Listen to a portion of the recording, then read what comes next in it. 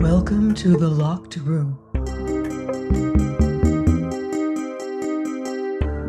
Stories from the golden age of mystery and crime fiction. I'm Mordell, and our story this week features that scientific detective, Dr. Thorndyke, in The Case of Oscar Brodski by R. Austin Freeman. Part 1. The Mechanism of Crime. A surprising amount of nonsense has been talked about conscience. On the one hand, remorse, or the again bite, as certain scholars of ultra-Teutonic leanings would prefer to call it. On the other hand, an easy conscience. These have been accepted as the determining factors of happiness, or the reverse. Of course, there is an element of truth in the easy conscience view, but it begs the whole question. A particularly hardy conscience may be quite easy under the most unfavorable conditions, conditions in which the more feeble conscience might be severely afflicted with the again bite. And then it seems to be the fact that some fortunate persons have no conscience at all, a negative gift that raises them above the mental vicissitudes of the common herd of humanity.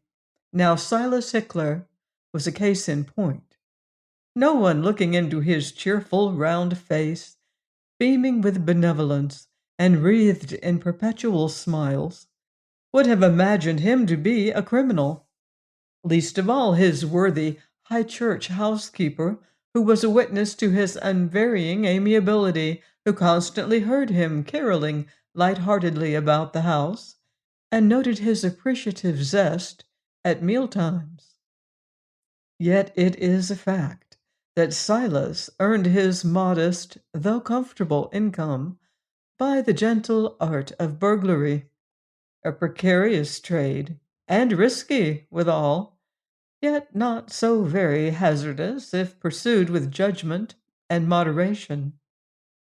And Silas was eminently a man of judgment. He worked invariably alone. He kept his own counsel. No confederate had he to turn king's evidence at a pinch. No one he knew would bounce off in a fit of temper to Scotland Yard, nor was he greedy and thriftless, as most criminals are. His scoops were few and far between, carefully planned, secretly executed, and the proceeds judiciously invested in weekly property. In early life, Silas had been connected with the diamond industry, and he still did a little rather irregular dealing. In the trade, he was suspected of transactions with IBDs, and one or two indiscreet dealers had gone so far as to whisper the ominous word fence. But Silas smiled a benevolent smile and went his way. He knew what he knew, and his clients in Amsterdam were not inquisitive. Such was Silas Hickler. As he strolled round his garden in the dusk of an October evening, he seemed the very type of modest middle-class prosperity. He was dressed in the traveling suit that he wore on his little continental trips. His bag was packed and stood in readiness on the sitting-room sofa. A parcel of diamonds, purchased honestly, though without impertinent questions, at Southampton, was in the inside pocket of his waistcoat, and another more valuable parcel was stowed in a cavity in the heel of his right boot. In an hour and a half it would be time for him to set out to catch the boat train at the junction. Meanwhile, there was nothing to do but stroll around the fading garden and consider how he should invest the proceeds of the impending deal. His housekeeper had gone over to Welham for the week's shopping and would probably not be back until 11 o'clock. He was alone in the premises and just a trifle dull. He was about to turn into the house when his ear caught the sound of footsteps on the unmade road that passed the end of the garden. He paused and listened. There was no other dwelling near, and the road led nowhere, fading away into the wasteland beyond the house. Could this be a visitor? It seemed unlikely, for visitors were few at Silas Hickler's house. Meanwhile, the footsteps continued to approach, ringing out with increasing loudness on the hard, stony path. Silas strode down to the gate and, leaning on it, looked out with some curiosity. Presently, a glow of light showed him the face of a man, apparently lighting his pipe. Then a dim figure detached itself from the enveloping gloom, advanced towards him, and halted opposite the garden. The stranger removed a cigarette from his mouth and, blowing out a cloud of smoke, asked, "Can you tell me if this road will take me to Basham Junction?" "No," replied Hickler, "but there is a footpath farther on that leads to the station." "Footpath," growled the stranger. "I've had enough of footpaths. I came down from town to Gatley, intending to walk across to the junction. I started along the road, and then some fool directed me to a short-cut, with the result that I have been blundering about in the dark for the last half-hour. My sight isn't very good, you know," he added. "What train do you want to catch?" asked Hickler. 7:58, was the reply. "I am going to catch that train myself," said Silas, "but I shan't be starting for another hour. The station is only 3/4 of a mile from here. If you like to come in and take a rest, we can walk down together, and then you'll be sure of not missing your way." "It's very good of you," said the stranger, peering with spectacled eyes at the dark house. "But I think—" "Might as well wait here as at the station," said Silas in his genial way, holding the gate open, and the stranger, after a momentary hesitation, entered, and, flinging away his cigarette, followed him to the door of the cottage. The sitting room was in darkness, save for the dull glow of the expiring fire, but entering before his guest, Silas applied a match to the lamp that hung from the ceiling. As the flame leaped up, flooding the little interior with light, the two men regarded one another with mutual curiosity. "Brodski, by jingo!" was Hickler's silent commentary as he looked at his guest. "Doesn't know me, evidently. Wouldn't, of course, after all these years, and with his bad eyesight. Take a seat, sir," he added aloud. "Will you join me in a little refreshment to while away the time?" Brodsky murmured an indistinct acceptance, and as his host turned to open a cupboard, he placed his hat, a hard gray felt, on a chair in a corner, placed his bag on the edge of the table, resting his umbrella against it, and sat down in a small armchair. "Have a biscuit?" said Hickler as he placed a whiskey bottle on the table, together with a couple of his best star-patterned tumblers and a siphon. "Thanks, I think I will," said Brodsky. "The railway journey and all this confounded tramping about, you know." "Yes," agreed Silas. "Doesn't do to start with an empty stomach. Hope you don't mind. Oat cakes, I see they're the only biscuits I have."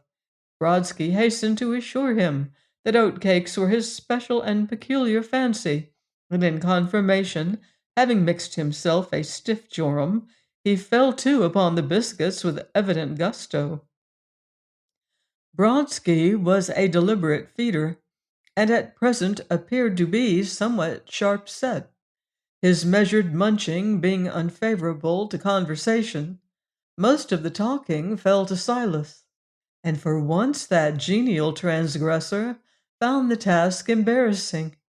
The natural thing would have been to discuss his guest's destination and perhaps the object of his journey, but this was precisely what Hickler avoided doing, for he knew both. An instinct told him to keep his knowledge to himself. Brodsky was a diamond merchant of considerable reputation, and in a large way of business. He bought stones principally in the rough, and of these he was a most excellent judge. His fancy was for stones of somewhat unusual size and value, and it was well known to be his custom, when he had accumulated a sufficient stock, to carry them himself to Amsterdam and supervise the cutting of the rough stones. Of this Hickler was aware, and he had no doubt that Brodski was now starting on one of his periodical excursions, that somewhere in the recesses of his rather shabby clothing was concealed a paper packet, possibly worth several £1,000s. Brodski sat by the table, munching monotonously and talking little. Hickler sat opposite him, talking nervously and rather wildly at times, and watching his guest with a growing fascination. Precious stones, and especially diamonds, were Hickler's specialty. Hard stuff, silver plate, he avoided entirely. Gold, excepting in the form of specie, he seldom touched.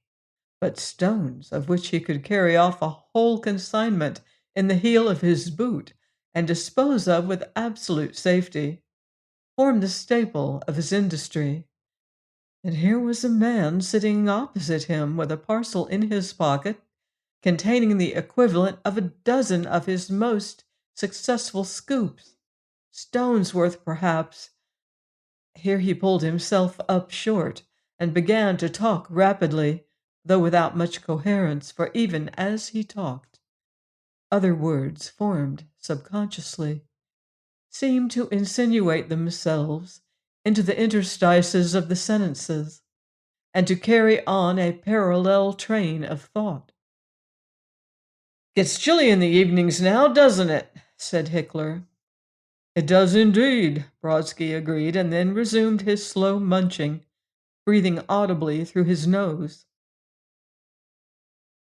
5,000 at least, the subconscious train of thought resumed. Probably 6 or 7. Perhaps 10. Silas fidgeted in his chair and endeavored to concentrate his ideas on some topic of interest. He was now growing disagreeably conscious of a new and unfamiliar state of mind. "Do you take any interest in gardening?" he asked. Next to diamonds and weekly property, his besetting weakness was fuchsias. Brodski chuckled sourly. "Hatton Garden is the nearest approach." He broke off suddenly and then added, "I am a Londoner, you know." The abrupt break in the sentence was not unnoticed by Silas, nor had he any difficulty in interpreting it. A man who carries untold wealth upon his person must needs be wary in his speech. "Yes," he answered absently, "it's hardly a Londoner's hobby." And then half consciously he began a rapid calculation. Put it at £5,000. What would that represent in weekly property? His last set of houses had cost £250 apiece, and he had let them at 10 shillings and sixpence a week. At that rate, £5,000 represented 20 houses at 10 and sixpence a week. Say £10 a week, £1 8 shillings a day, £520 a year. For life. It was a competency. Added to what he already had, it was wealth. With that income, he could fling the tools of his trade into the river and live out the remainder of his life in comfort and security. He glanced furtively at his guest across the table, and then looked away quickly as he felt stirring within him an impulse, the nature of which he could not mistake. This must be put an end to. Crimes against the person he had always looked upon as sheer insanity. There was, it is true, that little affair of the Weybridge policeman, but that was unforeseen and unavoidable, and it was the constable's doing after all. And there was the old housekeeper at Epsom, too, but of course, if the old idiot would shriek in that insane fashion, well, it was an accident. Very regrettable, to be sure, and no one could be more sorry for the mishap than himself, but deliberate homicide. Robbery from the person? It was the act of a stark lunatic. Of course, if he had happened to be that sort of person, here was the opportunity of a lifetime. The immense booty, the empty house, the solitary neighborhood, away from the main road and from other habitations, the time, the darkness. But of course there was the body to be thought of. That was always the difficulty. What to do with the body? Here he caught the shriek of the up express, rounding the curve in the line that ran past the wasteland at the back of the house.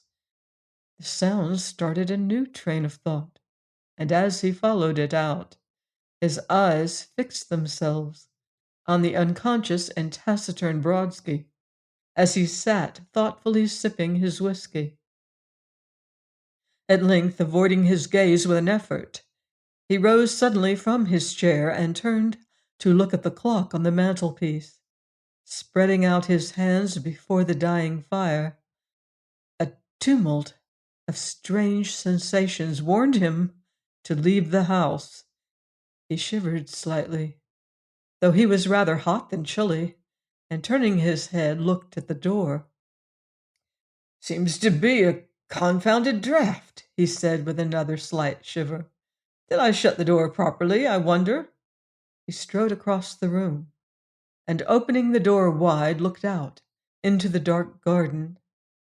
A desire, sudden and urgent, had come over him to get out into the open air, to be on the road and have done with this madness that was knocking at the door of his brain. "I wonder if it is worth while to start yet," he said with a yearning glance at the murky, starless sky. Brodsky roused himself and looked round. "Is your clock right?" he asked. Silas reluctantly admitted that it was. "How long will it take us to walk to the station?" inquired Brodsky. "Oh, about 25 minutes to half an hour," replied Silas unconsciously, exaggerating the distance. "Well," said Brodsky, "we've got more than an hour yet, and it's more comfortable here than hanging about the station. I don't see the use of starting before we need." "No, of course not," Silas agreed. A wave of strange emotion, half regretful, half triumphant, surged through his brain. For some moments he remained standing on the threshold, looking out dreamily into the night. Then he softly closed the door, and seemingly without the exercise of his volition, the key turned noiselessly in the lock. He returned to his chair and tried to open a conversation with the taciturn Brodsky, but the words came faltering and disjointed. He felt his face growing hot, his brain full and intense. There was a faint, high-pitched singing in his ears. He was conscious of watching his guest with a new and fearful interest, and by sheer force of will turned away his eyes, only to find them a moment later, involuntarily returning to fix the unconscious man with yet more horrible intensity. And ever through his mind walked, like a dreadful procession, the thoughts of what the other man, the man of blood and violence, would do in these circumstances. Detail by detail, the hideous synthesis fitted together the parts of the imagined crime and arranged them in due sequence until they formed a succession of events, rational, connected, and coherent. He rose uneasily from his chair, with his eyes still riveted upon his guest. He could not sit any longer opposite that man with his hidden store of precious gems. The impulse that he recognized with fear and wonder was growing more ungovernable from moment to moment. If he stayed, it would presently overpower him, and then...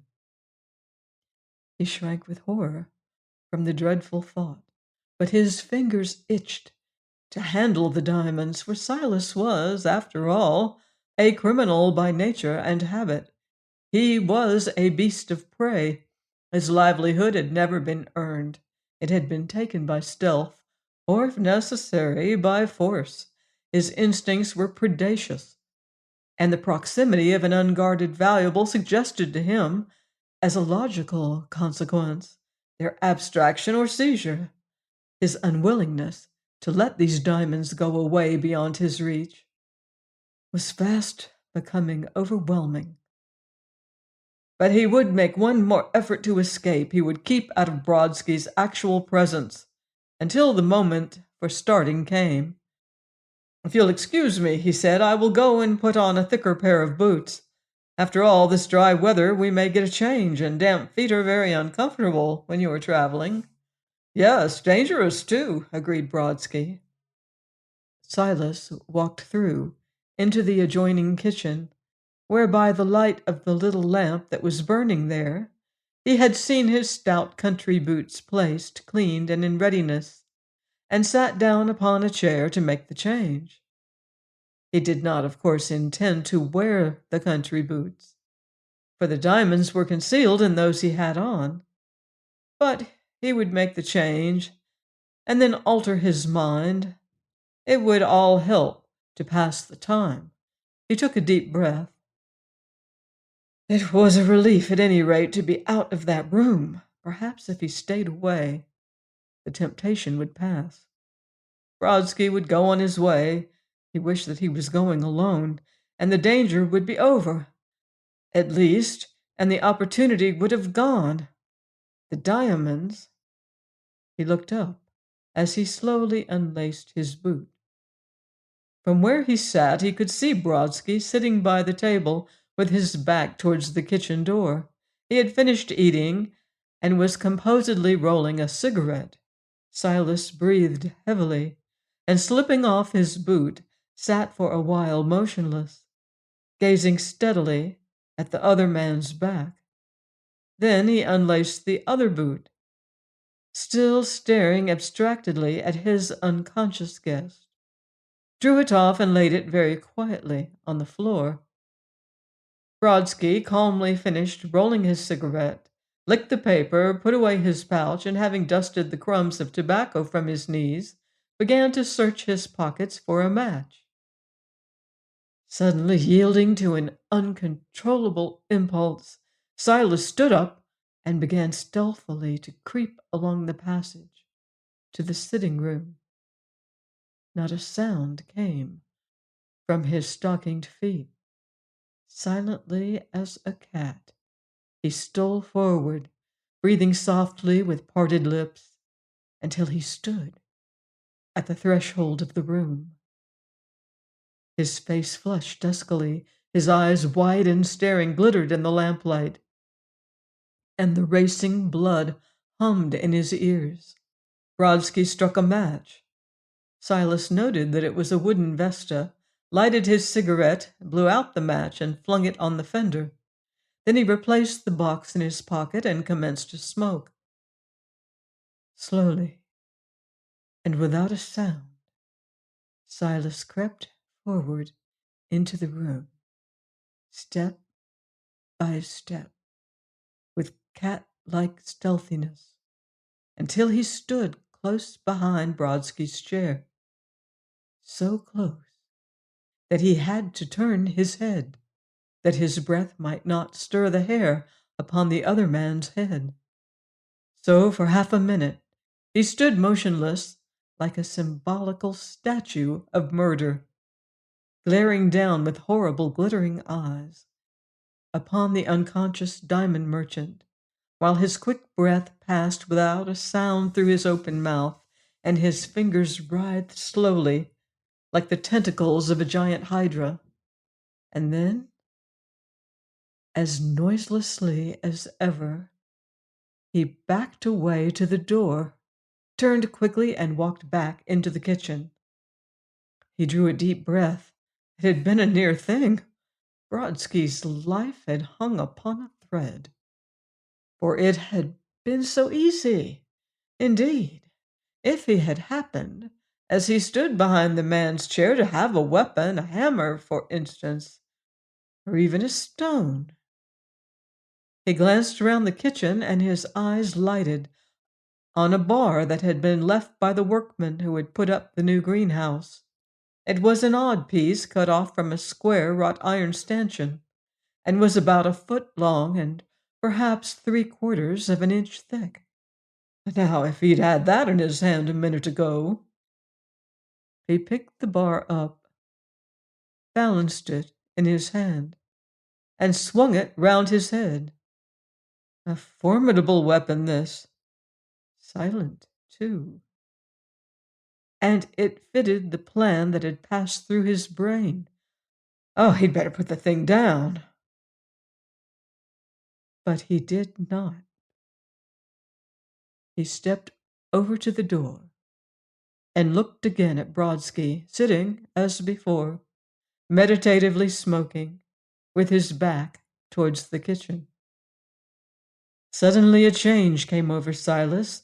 His face flushed, the veins of his neck stood out, and a sullen scowl settled on his face. He drew out his watch, glanced at it earnestly, and replaced it. Then he strode swiftly but silently along the passage into the sitting room. A pace away from his victim's chair, he halted and took deliberate aim. The bar swung aloft, but not without some faint rustle of movement, for Brodski looked round quickly, even as the iron whistled through the air. The movement disturbed the murderer's aim, and the bar glanced off his victim's head, making only a trifling wound. Brodski sprang up with a tremulous, bleating cry and clutched his assailant's arms with the tenacity of mortal terror. Then began a terrible struggle, as the two men, locked in a deadly embrace, swayed to and fro and trampled backwards and forwards. The chair was overturned, an empty glass swept from the table, and with Brodski's spectacles crushed beneath stamping feet. And thrice that dreadful, pitiful, bleating cry rang out into the night, filling Silas, despite his murderous frenzy, with terror, lest some chance wayfarer should hear it. Gathering his great strength for a final effort, he forced his victim backwards onto the table, and snatching up a corner of the tablecloth, thrust it into his face and crammed it into his mouth as it opened to utter another shriek.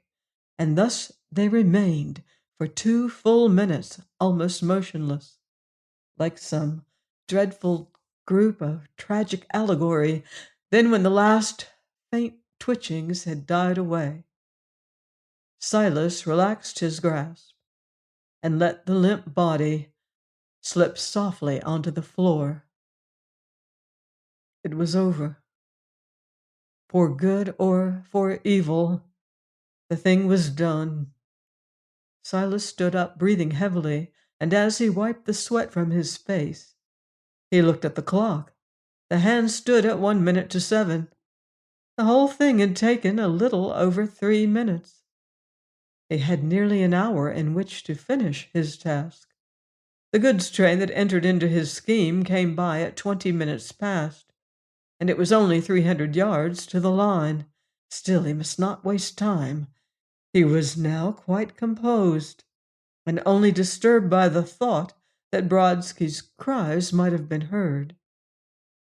If no one had heard them, it was all plain sailing.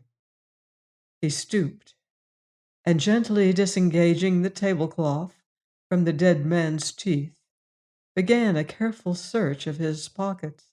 He was not long finding what he sought, and as he pinched the paper packet and felt the little hard bodies grating on one another inside, his faint regrets for what had happened were swallowed up in self-congratulations. He now set about his task with business-like briskness and an attentive eye on the clock. A few large drops of blood had fallen on the tablecloth, and there was a small bloody smear on the carpet by the dead man's head. Silas fetched from the kitchen some water, a nail brush, and a dry cloth, and having washed out the stains from the table cover, not forgetting the deal tabletop underneath, and cleaned away the smear from the carpet and rubbed the damp places dry, he slipped a sheet of paper under the head of the corpse to prevent further contamination. Then he set the tablecloth straight, stood the chair upright, laid the broken spectacles on the table, and picked up the cigarette, which had been trodden flat in the struggle, and flung it under the grate. Then there was the broken glass, which he swept up into a dustpan. Part of it was the remains of the shattered tumbler, and the rest the fragments of the broken spectacles.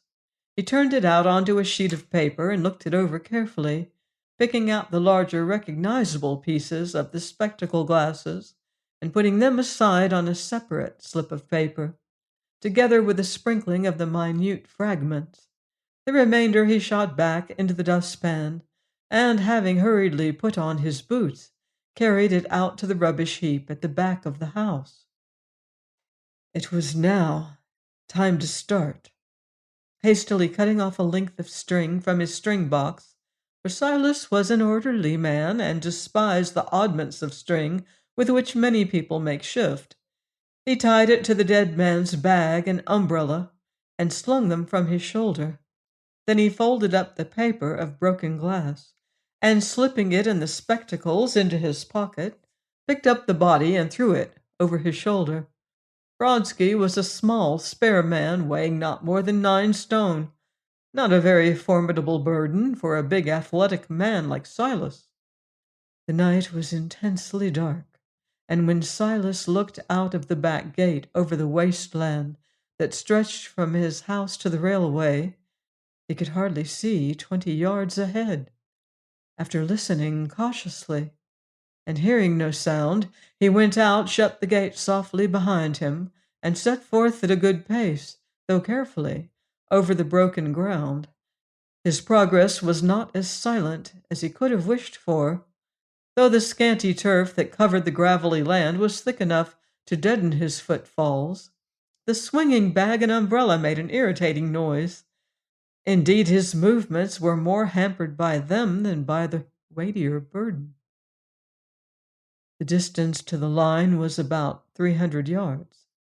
Ordinarily, he would have walked it in from 3 to 4 minutes, but now, going cautiously with his burden, and stopping now and again to listen, it took him just 6 minutes to reach the 3-bar fence that separated the wasteland from the railway.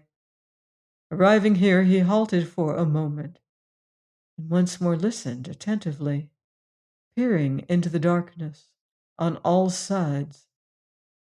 Not a living creature was to be seen or heard in this desolate spot, but far away the shriek of an engine's whistle warned him to hasten. Lifting the corpse easily over the fence, he carried it a few yards farther, to a point where the line curved sharply. Here he laid it face downwards, with the neck over the near rail. Drawing out his pocket knife, he cut through the knot that fastened the umbrella to the string, and also secured the bag, and when he had flung the bag and umbrella onto the track beside the body, he carefully pocketed the string, excepting the little loop that had fallen to the ground when the knot was cut. The quick snort and clanking rumble of an approaching goods train began now to be clearly audible. Rapidly, Silas drew from his pockets the battered spectacles and the packet of broken glass. The former he threw down by the dead man's head, and then emptying the packet into his hand, sprinkled the fragments of glass around the spectacles. He was none too soon. Already the quick labored puffing of the engine sounded close at hand.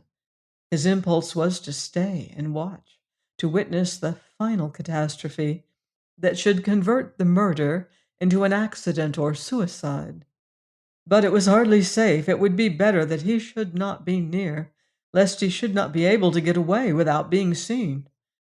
Hastily he climbed back over the fence and strode away across the rough fields, while the train came snorting and clattering towards the curve. He had nearly reached his back gate when a sound from the line brought him to a sudden halt. It was a prolonged whistle accompanied by the groan of brakes and the loud clank of colliding trucks. The snorting of the engine had ceased and was replaced by the penetrating hiss of escaping steam. The train had stopped. For one brief moment, Silas stood with bated breath and mouth agape, like one petrified. Then he strode forward quickly to the gate and, letting himself in, silently slid the bolt. He was undeniably alarmed. What could have happened on the line? It was practically certain that the body had been seen, but what was happening now? And would they come to the house? He entered the kitchen, and having paused again to listen, for somebody might come and knock at the door at any moment, he walked through the sitting room and looked round. All seemed in order there. There was the bar, though, lying where he had dropped it in the scuffle. He picked it up and held it under the lamp. There was no blood on it, only one or two hairs. Somewhat absently, he wiped it with the table cover, then running out through the kitchen into the back garden, dropped it over the wall into a bed of nettles.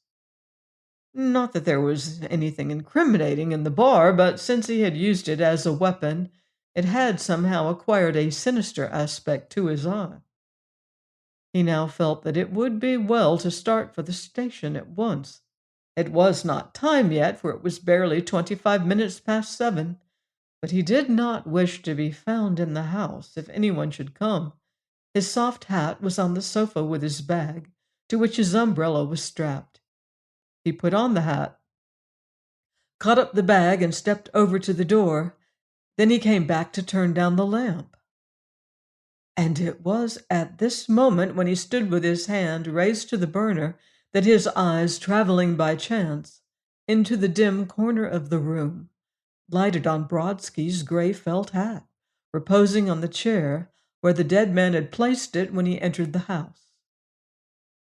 Silas stood for a few moments as if petrified, with the chilly sweat of mortal fear standing in beads upon his forehead.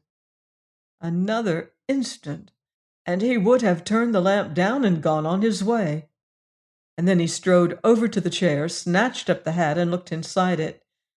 Yes, there was the name, Oscar Brodski, written plainly on the lining. If he had gone away, leaving it to be discovered, he would have been lost. Indeed, even now, if a search party should come to the house, it was enough to send him to the gallows. His limbs shook with horror at the thought. But in spite of his panic, he did not lose his self-possession.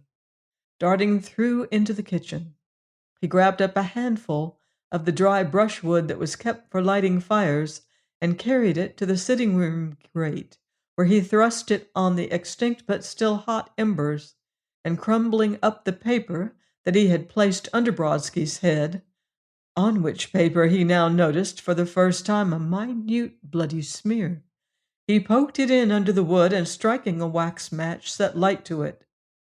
As the wood flared up, he hacked at the hat with his pocket-knife and threw the ragged strips into the blaze. And all the while his heart was thumping and his hands a-tremble with the dread of discovery.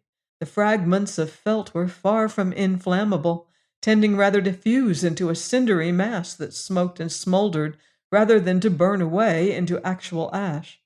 Moreover, to his dismay, they emitted a powerful resinous stench, mixed with the odor of burning hair, so that he had to open the kitchen window, since he dared not unlock the front door, to disperse the reek.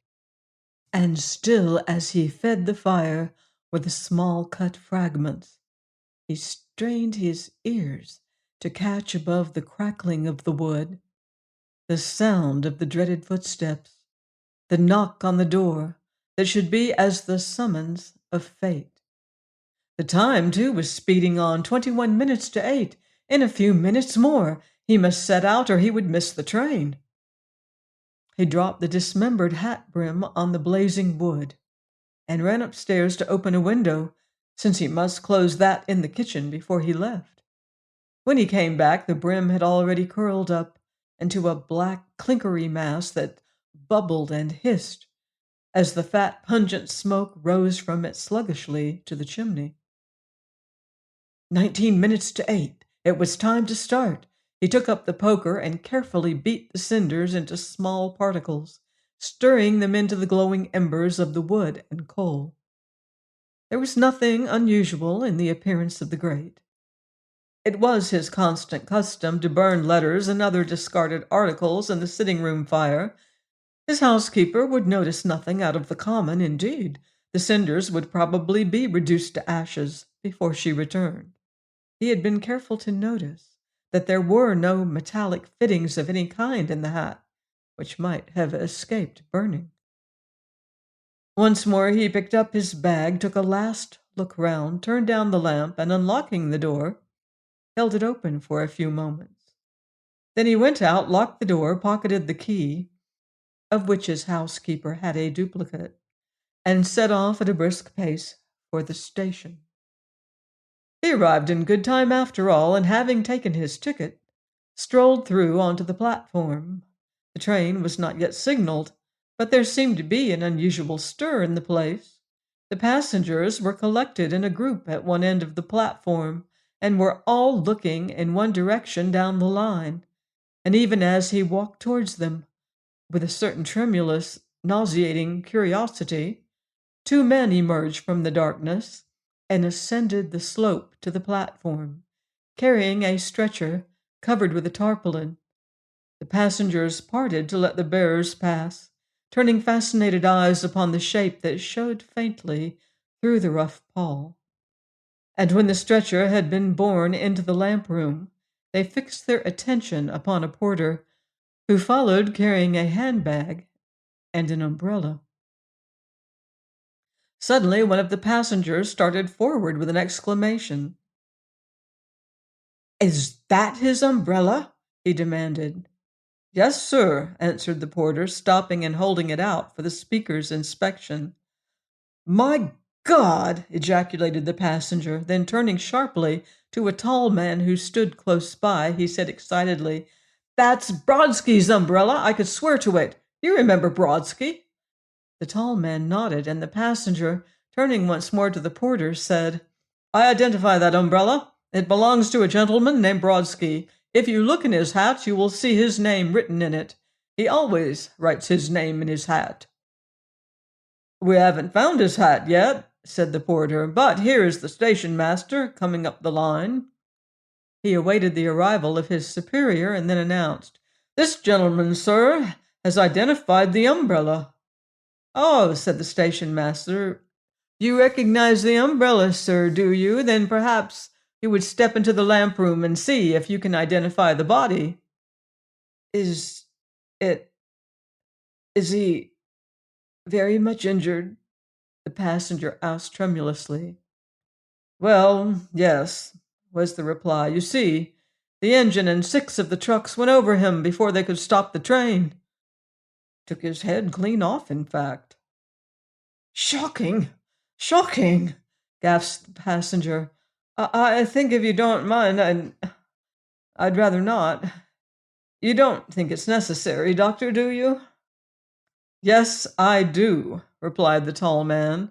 "Early identification may be of the first importance." "Then I suppose I must," said the passenger, very reluctantly. He allowed himself to be conducted by the station master to the lamp room. As the clang of the bell announced the approaching train, Silas Hickler followed and took his stand with the expectant crowd outside the closed door. In a few moments, the passenger burst out, pale and awe-stricken, and rushed up to his tall friend. "It is," he exclaimed breathlessly, "it's Brodski! Poor old Brodski! Horrible! Horrible! He was to have met me here and come on with me to Amsterdam." "Had he any merchandise about him?" the tall man asked, and Silas strained his ears to catch the reply.